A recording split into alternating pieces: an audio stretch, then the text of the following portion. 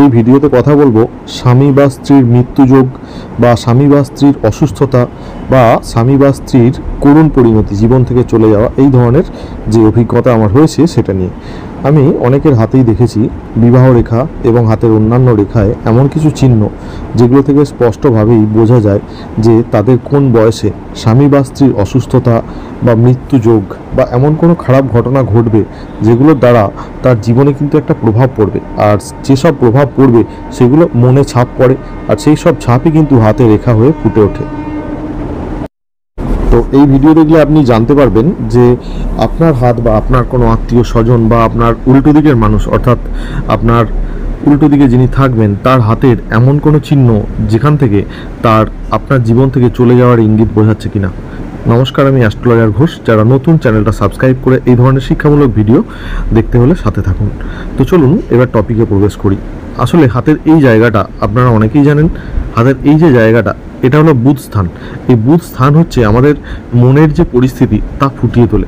আমাদের মনে কি চলছে সেটা কিন্তু এই বুধ স্থান দেখে বোঝা যায়, এই জায়গাটা। এবারে আমাদের মনের পরিস্থিতি বুঝতে গেলে প্রথমে দেখতে হবে যে এখানে রেখাগুলো কেমন আছে এবং কোন বয়সে আছে। যদি কারো হাতে এই ধরনের রেখা থাকে, এই যে রেখাটা দেখুন, বুঝতে পারবেন এই একটা রেখা এসে এইভাবে বেঁকে নেমে গেছে, এটা কিন্তু অত্যন্ত অশুভ রেখা। যখন কোনো রেখা এইভাবে এসে এইভাবে নেমে যায় সোজা, তখন বুঝতে হবে যদি এটা ছেলের হাতে যদি এরকম থাকে, তাহলে যে মেয়েটি অর্থাৎ তার স্ত্রী, তার কিন্তু নিশ্চিতভাবে মৃত্যুযোগ আছে। তবে এক্ষেত্রে ব্যাপারটাকে একবারে পরিষ্কারভাবে বিশ্বাস করতে গেলে আপনাকে কিন্তু উল্টো দিকের মানুষের হাতটাও দেখে নিতে হবে। তার হাতে যদি আমরা দেখতে পাই অ্যাস্ট্রোলজাররা যে সত্যি করেই এরকম ধরনের সম্ভাবনা আছে, তখন কিন্তু আমরা নিশ্চিত হই। এছাড়া কিন্তু মোটামুটি 90% নিশ্চিত হওয়া যায়।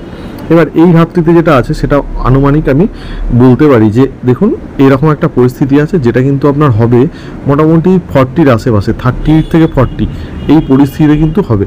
এরপর একটি সম্পর্ক হবে যেটি কিনা আপনার বিবাহ করার ইচ্ছেটি চলে যাবে।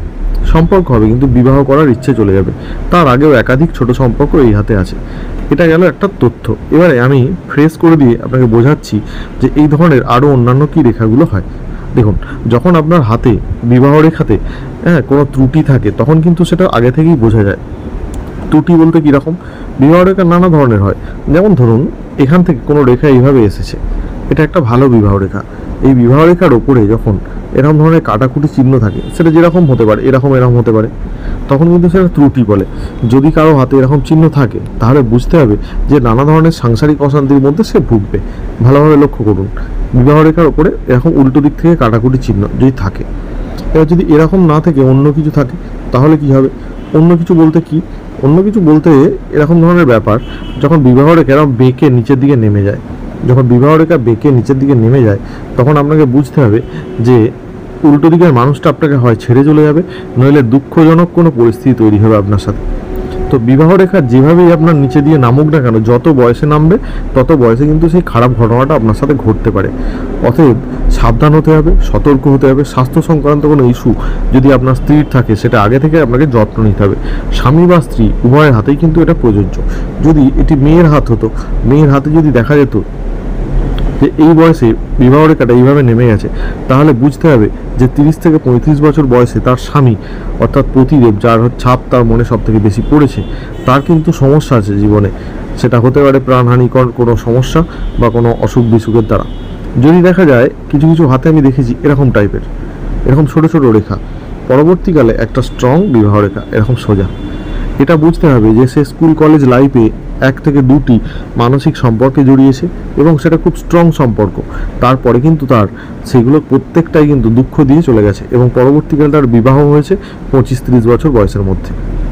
এবার অনেকে প্রশ্ন থাকে যে এরকম ধরনের বক্ররেখা মানে কি মৃত্যু বোঝায়? না, সবসময় নয়। দেখুন, জীবন থেকে চলে যাওয়া মানেই হচ্ছে যে মৃত্যু তা নয়। কোনো মানুষ আপনাকে ছেড়ে যদি চলে যায়, তখন বুঝতে হবে যে এরকম ধরনের রেখা। অনেকের ব্রেকআপ হয়েছে, সেরকম ধরনের রেখাও এরকম বোঝা যায়।